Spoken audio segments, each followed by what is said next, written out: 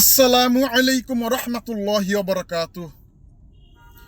ধিক্কার জানাই এদেশের আইনের প্রতি, ঘৃণা ও তীব্র নিন্দা জানাই এদেশের আইনের প্রতি। কোন দেশ? সেটা হইছে বাংলাদেশ। কেন জানাই? জানাই এই কারণে, যে দেশে চোরেরা চুরি করে পার পেয়ে যায়, ডাকাতরা ডাকাতি করে পার পেয়ে যায়, খুনিরা খুন করে পার পেয়ে যায়, ধর্ষকরা ধর্ষণ করে পার পেয়ে যায়। কোন দেশ? সেটা হচ্ছে বাংলাদেশ। কেন বললাম এই কারণে যে বাংলাদেশে 95% মানুষ মুসল্লি, মানে 95% মানুষ মুসলমান। তাহলে এই দেশের আইনটা তো হওয়া উচিত ছিল ইসলামিক স্টেটের একটা আইন।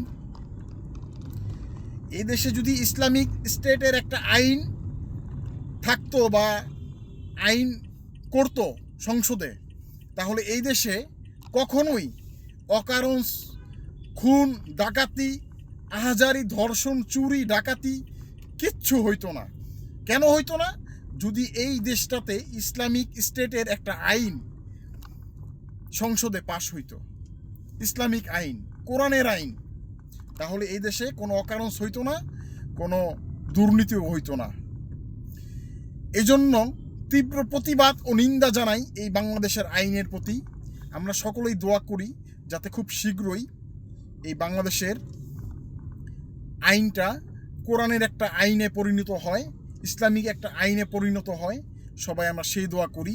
আসসালামু আলাইকুম রহমতুল্লাহি ওয়া বারাকাতুহু।